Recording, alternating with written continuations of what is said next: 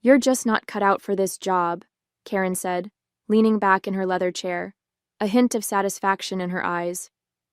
The West Ridge Hotel project needs someone with stronger leadership skills. I maintained my composure, despite the familiar sting of her words. Through the glass walls of her office, I could see our colleagues glancing curiously in our direction. The same West Ridge Hotel project where my redesign saved us $300,000? I asked quietly. Karen waved her hand dismissively. My redesign. I presented it to the board. After I created it. That's your job, Sophia, to support me. She sighed theatrically. Look, this isn't working anymore. I need someone who understands their place in the hierarchy. I nodded slowly, a strange calm washing over me. I understand perfectly. I'll leave on Friday, but Monday will be interesting. Karen rolled her eyes. Always with the cryptic comments. This is exactly what I'm talking about. I'm Sophia Vasquez, 49 years old, Senior Project Coordinator at Reynolds Architecture and Design. For 8 years, I've crafted innovative solutions for our clients' most challenging projects. My passion is creating spaces that blend beauty with functionality, but more importantly, staying within budget while exceeding expectations. What stands in my way? Karen Mitchell, 41, my direct supervisor and the firm's youngest partner. She's mastered the art of harvesting others' ideas, particularly mine, and presenting them as her own. Her quick rise through the ranks was built on stolen concepts and misappropriated credit. And now she wants me gone. After years of taking credit for my work, she's decided I'm expendable. Perhaps I've become too vocal about recognition. Perhaps she senses that others are starting to notice the pattern. Whatever her reasons, she's made her move. As I walked back to my desk, I passed the wall of project photos in the main hallway. The West Ridge Hotel, the Pinecrest Community Center, the Lakeview Towers, all projects I'd poured my heart into, all bearing plaques with Karen's name as lead designer. My phone buzzed with a text from David, one of our senior architects. How'd the meeting go? Karen looked smug. As expected, I replied. She's pushing me out. That's insane. Your coastal restoration project just won an award. Her coastal restoration project, according to the press release. I settled at my desk, unlocking my drawer to retrieve the external hard drive containing copies of all my original designs, email chains, and documentation. Insurance I'd begun collecting months ago when Karen's behavior shifted from merely taking credit to actively minimizing my contributions. My desk phone rang, our receptionist's extension. Sophia, there's someone from Archer and Hayes in the lobby asking for you. Says it's about the consultation you did for them? I froze. I'd never done any work for Archer and Hayes, our biggest competitor. I'll be right down. As I rode the elevator, a sinking feeling settled in my stomach. This wasn't just about Karen taking credit anymore. Something else was happening. Something worse than I'd realized. I've spent 27 years in architecture and design. Starting as a drafting assistant in New York, I worked my way through increasingly complex projects while raising my daughter as a single mother. My portfolio expanded from residential renovations to commercial complexes to the sustainable public spaces that became my specialty. 8 years ago, Reynolds Architecture and Design recruited me from a smaller firm in Philadelphia. The promise, a leadership position, creative freedom, and the resources to pursue innovative, sustainable design. For the first 4 years under our previous creative director, I thrived. My coastal restoration project, a series of community spaces built with reclaimed materials that could withstand severe weather events, became the firm's calling card. Then Karen arrived. Originally hired as a project manager, she quickly aligned herself with our aging founder, Harold Reynolds. Her approach was calculated: lavish compliments, strategic lunches, weekend invitations to her Catskills cabin. Within 18 months, she'd secured a partnership, the youngest in the firm's history. Initially, I admired Karen's ambition. Her presentations were polished, her client interactions smooth. She seemed genuinely enthusiastic about my designs, often stopping by my desk to discuss concepts.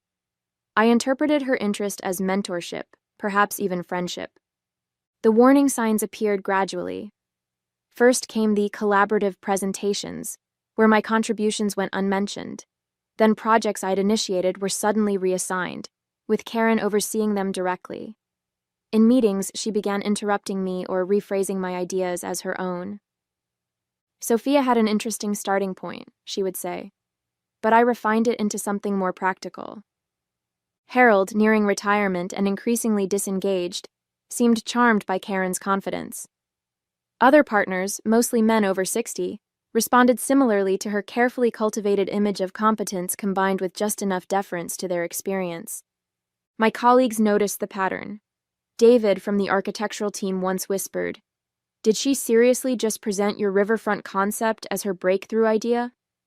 Our receptionist, Jenna, started marking my original designs with timestamps before filing them, giving me silent nods of support. I persevered, believing my work would eventually speak for itself. When we won the Regional Design Excellence Award for the Coastal Project, I anticipated acknowledgement. Instead, Karen accepted the award alone, her speech excluding any mention of my contribution. That night, I began backing up my work, saving emails, documenting my design process with dated entries. Not for confrontation, I still hoped things would improve naturally, but for peace of mind. Looking back, I was naive. Karen wasn't just an opportunist, she was systematic in her approach. Each appropriated design, each stolen concept, was a deliberate step in her career advancement, and I had unintentionally become both her greatest resource and her largest threat.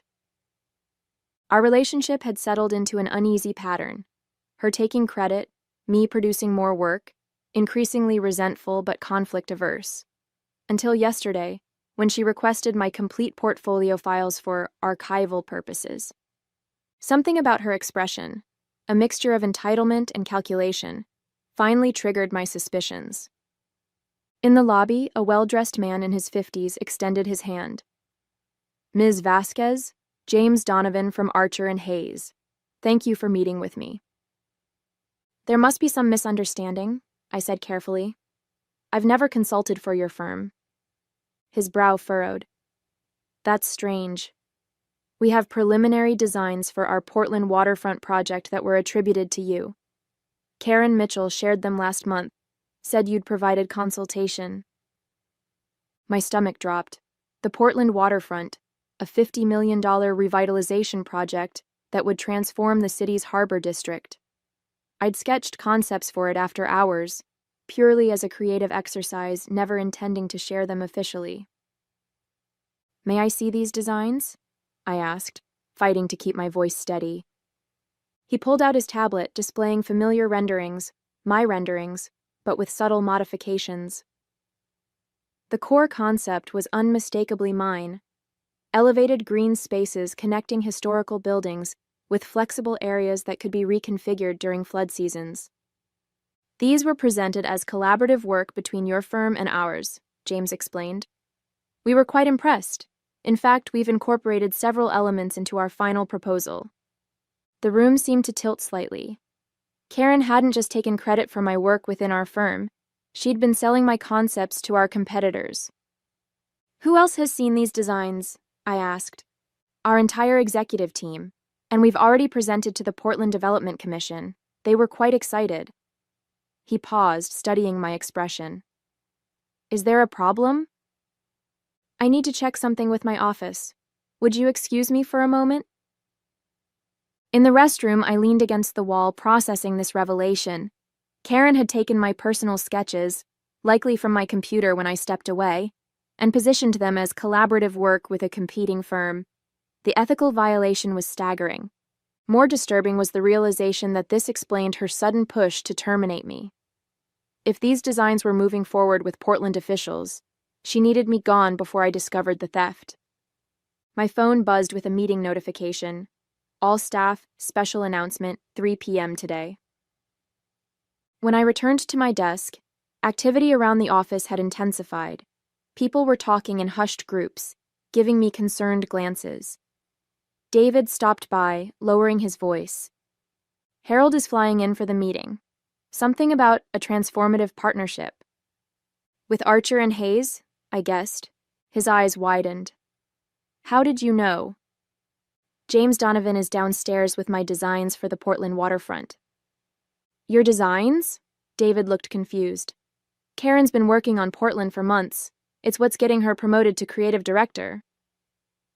The final piece clicked into place. Karen wasn't just pushing me out. She was stepping into a role created specifically for her visionary work on Portland, work she had stolen from me. I opened my email to find a message from HR detailing my transition package. They weren't even waiting until Friday. Karen had accelerated my departure to today. My hand hovered over the external hard drive in my drawer. It contained everything. Original files with metadata proving my authorship, emails, documentation of my design process. Enough evidence to expose Karen's systematic theft. But would anyone believe me? Karen had spent years cultivating relationships with leadership while systematically isolating me. It would be her word against mine, and she'd already positioned me as underperforming and resentful. I closed the drawer without taking the drive. I needed time to think, to plan my next steps carefully. This wasn't just about credit anymore. It was about professional ethics, potentially legal issues, and my entire career. The conference room filled quickly for the 3 p.m. meeting. I chose a seat near the back, ignoring the whispers and glances. Karen stood at the front beside Harold Reynolds, looking triumphant in a tailored navy suit, the one she reserved for important presentations. Harold cleared his throat. Today marks an exciting new chapter for Reynolds Architecture and Design. We're announcing a strategic partnership with Archer and Hayes for the Portland waterfront revitalization. On the screen behind him appeared my designs, the ones James Donovan had shown me earlier, now branded with both companies' logos. This collaboration, spearheaded by Karen Mitchell, represents the innovative thinking that drives our firm forward, Harold continued. Karen's vision for Portland has already impressed city officials and secured preliminary approval. Karen stepped forward, beaming. Thank you, Harold. This project exemplifies our commitment to sustainable urban renewal. She clicked through my sketches, explaining concepts I'd developed over countless late nights, as if they were her own inspiration. Each slide twisted the knife deeper. To lead this exciting new direction, Harold announced, I'm pleased to name Karen our new creative director, effective immediately. Applause filled the room. Karen accepted the promotion with practiced humility, thanking Harold for his mentorship. Her gaze briefly met mine, a flicker of warning in her eyes. When the presentation ended, I approached Harold. Could I speak with you privately about the Portland project? Of course, Sophia. Let's use my office. Hope sparked. Harold had always been fair, if somewhat detached. Perhaps he'd listen, especially with proof of Karen's misconduct. Karen intercepted us in the hallway. Harold, we should discuss the transition plan for my role. And didn't you have that call with the board at 3:30? Right, yes. He checked his watch. Sophia, can this wait until tomorrow? It's regarding the origin of the Portland designs, I said firmly. Karen's smile tightened. Actually, Harold, that reminds me. There are some concerns about Sophia's performance I've been meaning to discuss. Oh, Harold looked between us. Resource allocation, deadline issues, and some confusion about project ownership. Her implication was clear. She was framing me as the one with ethical problems. Let's address this now, Harold decided, gesturing us both into his office. For 20 minutes, I listened as Karen systematically undermined me. She presented doctored timelines suggesting I'd claimed credit for collaborative work. She referenced performance issues that had never appeared in my reviews. Worst of all, she implied I'd accessed her computer and copied her Portland concepts. That's completely untrue, I finally interrupted. I have proof that... Sophia, Harold sighed. This isn't productive. Karen has documented her concerns thoroughly. Given these issues and the restructuring around our new partnership, we think it's best to accelerate your departure. You're terminating me today? Without investigating her claims? Karen produced a folder. Your separation agreement, standard terms, 2-month severance. We'll need you to clear out your desk by the end of the day. I stared at the document, rage and disbelief warring within me. And if I dispute this? Harold's expression hardened. We have documentation of performance issues going back months. Fighting this would only damage your professional reputation. We both knew what he meant. Karen had been building a case against me, manipulating records to create a narrative of incompetence. Even with my evidence, a legal battle would be messy, public, and potentially career-ending. I understand, I said quietly, taking the folder. Karen smiled sympathetically. I'll help communicate this transition to the team. As I left Harold's office, my phone buzzed with an email notification. Subject: Portland Waterfront Project, confidential. From an address I didn't recognize. I opened it to find detailed information about the Portland project's upcoming phases, timelines, budgets, stakeholder information, along with a message. You should see this. Not write what they're doing to you. A friend. For a moment, I considered forwarding it to Harold as proof of my involvement. Then I realized this wasn't help. It was a trap.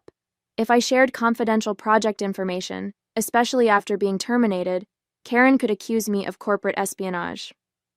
I cleared my desk methodically, packing personal items under the watchful eye of an HR representative. The external hard drive with my evidence went into my bag first. Family photos, design awards, and the small succulent plant my daughter had given me followed. 8 years reduced to a single cardboard box. I'm sorry it ended this way, Jenna whispered as she hugged me goodbye at reception. We all know what really happened. Thank you, I said, touched by her support. Take care of yourself. Outside, I hailed a cab, giving the driver my address before sinking into the back seat. Only then did I allow myself to acknowledge the magnitude of what had happened. My career at Reynolds was over. My reputation potentially damaged. 8 years of work appropriated by someone else. My phone buzzed with texts from concerned colleagues. I silenced it, needing space to think. The separation agreement sat heavily in my bag, its terms simultaneously generous and insulting. 2 months' salary in exchange for my silence and a legally binding admission of inadequate performance. At home, I poured a glass of wine and opened my laptop. First, I backed up all evidence to a secure cloud account. Then I began researching my options, making notes on employment law and intellectual property rights. A knock at my door interrupted my research. Through the peephole, I saw David looking worried. I came to check on you, he said when I opened the door. Things happened so fast today. I invited him in, grateful for friendly company. Karen had it all planned. The termination, the partnership announcement, her promotion. It's worse than you know, David said, accepting the wine I offered. After you left, Karen told everyone you'd been stealing her designs for months. She implied you were sharing confidential work with competitors. I nearly dropped my glass. She's accusing me of exactly what she did. She showed emails, Sophia. Messages that looked like they came from your account, sending designs to outside firms. That's impossible. I never sent... I paused, a horrible thought forming. When did she say these emails were sent? David thought for a moment. Last month, mostly. She had dates. When I was on vacation in Vancouver, I realized. She had access to my computer then. She must have used my email account. That makes sense, David agreed. But she presented it convincingly. Even people who like you were starting to doubt. I felt sick. Karen hadn't just stolen my work and fired me. She was systematically destroying my professional reputation, ensuring I couldn't challenge her version of events. There's something else, David said hesitantly. A rumor that Archer and Hayes might hire you as a consultant after your non-compete period. What? Why would they? Then it hit me. That's her insurance policy. She's setting it up to look like I sold my designs to them all along. David nodded grimly. If you take any action against Reynolds, she'll use that narrative to discredit you. After David left, I sat stunned, processing the elaborate trap Karen had constructed. She hadn't just outmaneuvered me, she'd planned multiple moves ahead, anticipating my potential responses and neutralizing them before I could act. My phone rang, an unknown number. Against my better judgment, I answered. Ms. Vasquez? James Donovan from Archer and Hayes again. I wanted to follow up on our conversation. Mr. Donovan, I can't discuss anything related to Reynolds or the Portland project. I'm no longer with the firm. Actually, he said, that's precisely why I'm calling. Our leadership team was impressed with the concepts Karen attributed to you. We'd like to discuss a potential position. It was confirmation of exactly what David had warned me about, the job offer that would cement Karen's narrative of my betrayal. I need to consider my options, I replied carefully. Can I call you next week? After hanging up, I opened my laptop again, navigating to my email archive. I searched systematically through 6 years of correspondence with Karen, looking for anything that might help my case. In a folder of project communications from 3 years ago, I found it, an email chain I'd completely forgotten. Karen, seeking my input on a struggling project, had explicitly acknowledged my authorship of the coastal restoration design. Need your magic touch on this one, she'd written. The kind of innovative approach that made your coastal project such a success. It wasn't just evidence of my work. It was Karen, in her own words, confirming I was the true creator of the award-winning design she now claimed as her own. With renewed determination, I spent the weekend building my case. The email I'd discovered was just the beginning. I worked methodically through my archives, constructing a timeline of Karen's appropriation of my work. By Sunday night, I had compiled a detailed dossier, original design files with metadata proving my authorship, email chains showing the evolution of concepts Karen later claimed, performance reviews contradicting her claims of my inadequacy, and testimonials from former clients who had worked directly with me. Monday morning, I prepared to take action. My plan was straightforward. Submit a formal complaint to Reynolds' board of directors, complete with my evidence, then consult with an attorney about potential legal claims. As I reviewed my documents one final time, an email notification appeared, from Harold Reynolds. Sophia, concerning developments have emerged regarding the Portland project. Need to speak with you immediately. Available to meet this morning. Hope flared briefly. Perhaps Harold had discovered Karen's deception on his own. I responded, agreeing to meet at a coffee shop near the office at 10 a.m. Harold looked haggard when he arrived, the confident firm leader replaced by an anxious older man. Thank you for meeting, he began. I'll be direct. After our announcement, Portland officials requested additional background on the design concepts. They were impressed with the innovation and wanted to feature the designer's process in their public relations materials. I waited, sensing what was coming. Karen couldn't answer their technical questions, he continued. When pressed, she became evasive. One official recognized elements similar to your work on the coastal restoration project and asked specifically about your involvement. And what did Karen say? I asked. Harold grimaced. She claimed you had been her mentor, guiding her understanding of sustainable design principles. Despite everything, I laughed. Her mentor? She's been taking credit for my work for years. I'm beginning to see that, Harold admitted. Portland has paused the project pending clarification of the design authorship. Our partnership with Archer and Hayes is in jeopardy. Why tell me this? I've been terminated, remember? Because Karen insists you have the original files that could resolve this issue. She's claiming you took them when you left. The audacity was breathtaking. Even now, Karen was manipulating the situation, trying to force me to hand over my evidence.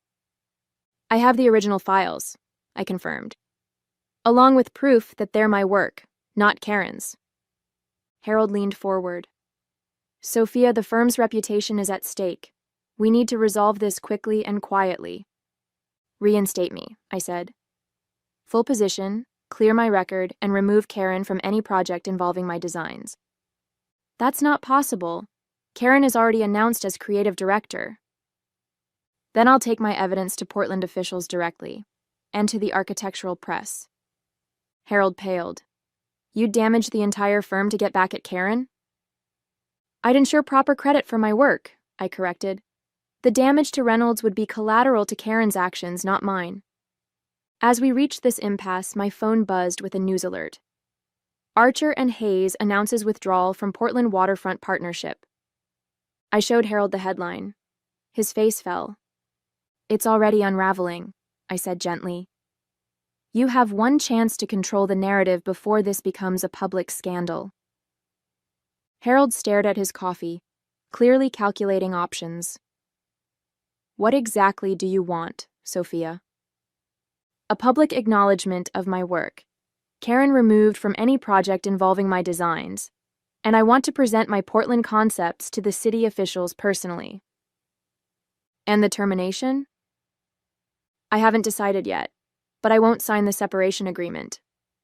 Harold nodded slowly.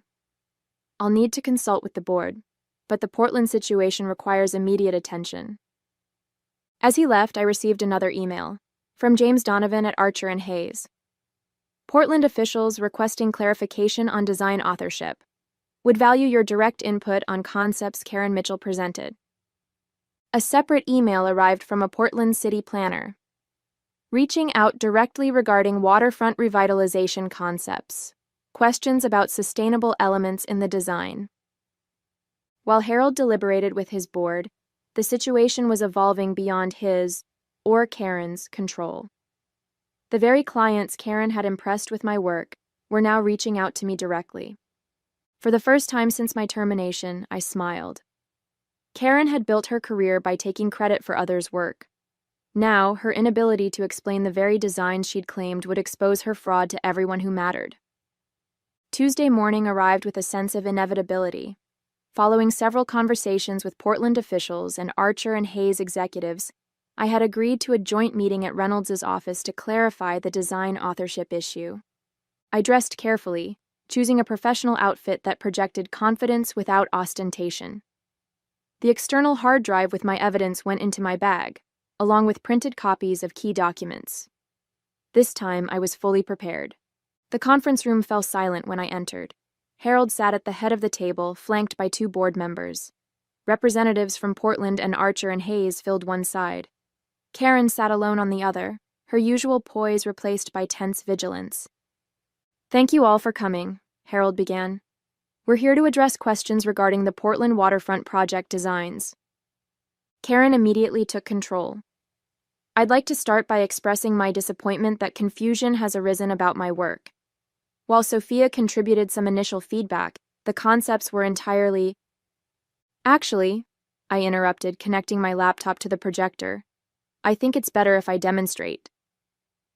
For the next 20 minutes, I methodically presented my evidence. Original design files with timestamps predating Karen's creation by months, process documentation showing the evolution of concepts, and most devastatingly, emails where Karen herself acknowledged my authorship of various elements. As you can see, I concluded, these designs represent my work, developed independently and without authorization from Reynolds after Karen took my previous coastal restoration project concepts without attribution. The Portland officials exchanged glances. These are precisely the technical details we've been requesting, one said pointedly to Karen, details you weren't able to provide. This is absurd, Karen protested, her voice rising. She's manipulated those timestamps. She's trying to sabotage me because she's jealous of my promotion. Actually, said the Archer and Hayes representative, our technical team has verified the metadata. These are unquestionably the original files. Furthermore, added Harold quietly, our IT department has confirmed unauthorized access to Sophia's computer during her vacation last month. Karen's face drained of color as she realized her carefully constructed narrative was collapsing. Harold, you can't possibly believe... Karen, he interrupted firmly, I think it's time for you to leave. Karen's downfall was swift and comprehensive. Escorted from the building that afternoon, she left behind a trail of fabrications that unraveled with remarkable speed once people started asking the right questions.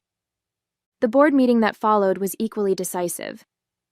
Harold, fighting to salvage the firm's reputation, announced my reinstatement with a promotion to creative director.